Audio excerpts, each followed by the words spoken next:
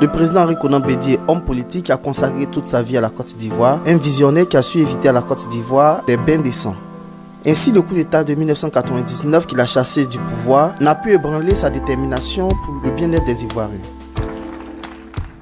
Devant la nation rassemblée, sans détour, sans trahir les décisions du 12e congrès du PDC-IRDA, je donne des orientations fermes pour soutenir ta candidature à l'élection présidentielle prochaine.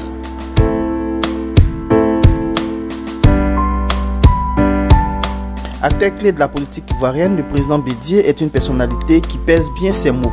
Recevant la délégation de Koumassi le vendredi 5 juin dernier, le président Bédié a abordé les problèmes de conflits intercommunautaires et l'orpaillage clandestin qui mine l'économie ivoirienne. Le phénomène de l'orpaillage en Côte d'Ivoire, puisqu'on fait venir des étrangers armés qui sont stationnés maintenant dans beaucoup de villages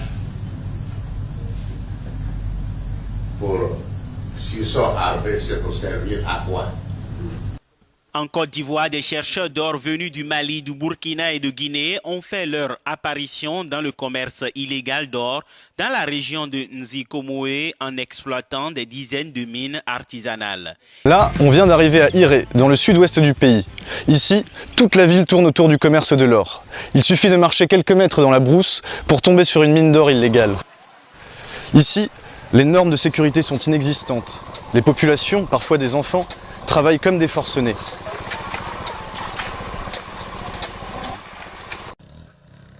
Sur ce périmètre, dans le village d'Angovia, dans la sous-préfecture de Boisflé, une petite colonie burkinabé a établi son campement.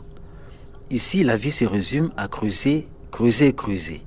De longs filons et des trous d'une profondeur pouvant atteindre 30, 40, 50, voire 60 mètres. Un travail long et harassant, au péril de sa vie, mais au bout duquel l'espoir de trouver de l'or, beaucoup d'or. Ça signale que ça est là, mais on n'a pas trouvé la vraie place. Partout où il s'en va, nous on le suit. Ouais. Il peut aller comme ça, il peut tourner pour aller comme ça, il peut tourner pour venir derrière, mais nous on le suit. C'est une mine clandestine, cachée au cœur de la forêt, dans les environs de Daloa, à 400 km d'Abidjan, dans l'ouest de la Côte d'Ivoire. Une sorte de ravin, un trou dans la terre rouge d'une dizaine de mètres de profondeur sur près de 100 mètres de long, avec des tunnels, des machines pour broyer les cailloux et des mineurs qui remontent les échantillons de roches pour voir si des paillettes d'or sont emprisonnées à l'intérieur. La question de l'établissement des cartes d'identité et la fraude sur l'identité étant un phénomène qui alimente les débats dans tous les foyers en Côte d'Ivoire, le président Henri Konan Bédié a tenu à attirer l'attention de la communauté nationale et internationale. On leur fait faire des papiers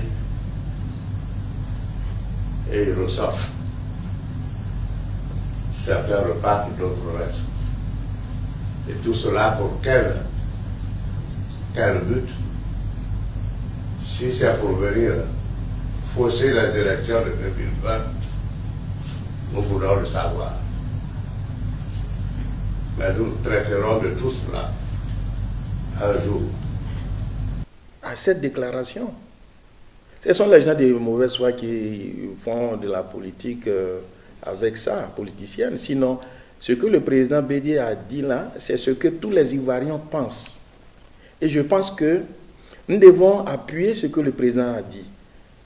Et il ne faut pas qu'on ait des complexes.